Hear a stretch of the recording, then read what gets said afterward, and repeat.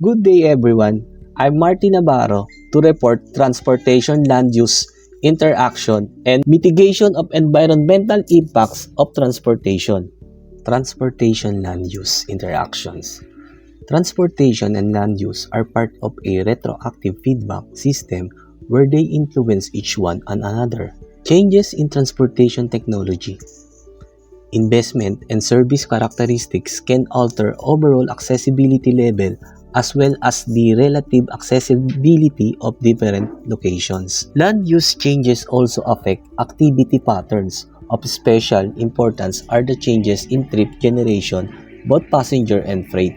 The interaction between transportation and land use are also part of a complex framework that includes economic, political, demographic, and technological changes.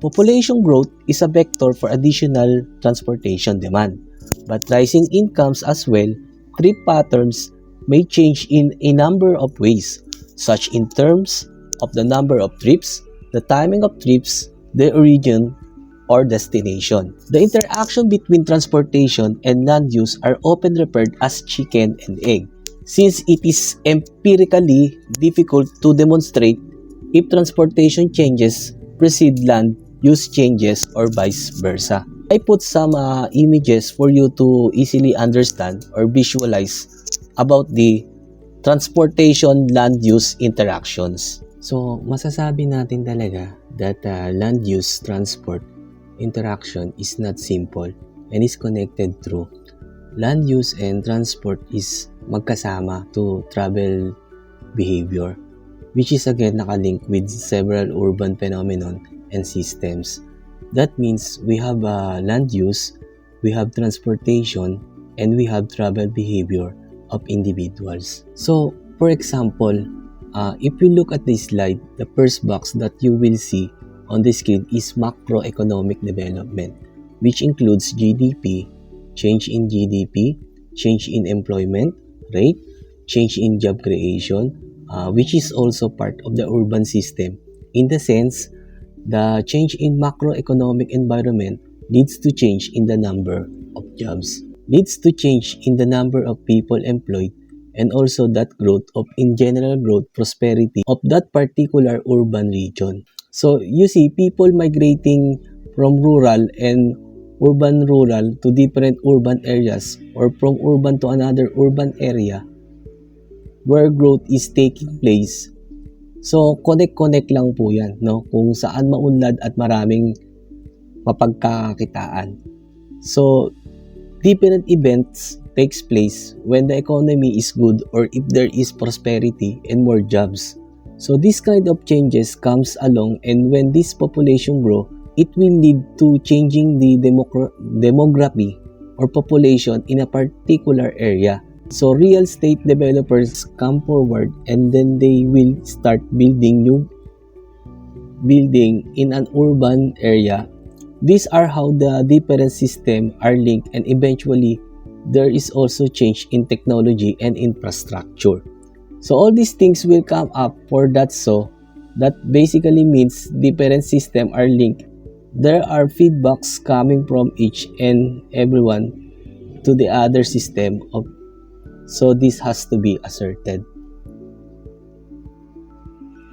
Mitigating of environmental impacts of transportation. A well-organized transportation system is essential for economic and development, and it offers a wide range of benefits such as accessibility to goods and services. It also causes serious problems in the form of negative impacts on environment. Motor vehicles and other modes of transportation are significant contributors to air and water pollution, not only a local level as well as regional and global level. Transportation is a major source of noise and give rise to other environmental problems such as water pollution and fragmentation of land. Mitigation. It means the elimination or reduction of the frequency, magnitude or severity of exposure to risk, or minimization of the potential impact of a threat or warning. Mitigation of environmental impacts of transportation has the objective of reducing the environmental impact of transportation system and making this sector more sustainable. Mitigation of environmental impacts aims to make decisions that are based on understanding of environmental consequences and take actions that protect, restore, and enhance the environment. The following are approaches for mitigation of environmental impacts in its correct order or sequence. First, mitigation by avoidance. This approach represents cheapest and most effective form of impact mitigation. It measures considering siting design, process, technology, route, alternative, and no-go option to avoid impacts. Second, mitigation by reduction. This approach aims at limiting the severity of impacts and not avoiding them altogether. Third, mitigation by remedy. Measures undertaken to restore the environmental to its previous condition or to a new equilibrium. Fourth, compensation. This approach opens a window of opportunity for negotiations between developers and decision makers. And lastly, enhancement. Applied in parallel with other compensation measures to encourage opportunities to limit the scope and scale of impacts and on improving the environmental features. Next reporter po. Thank you.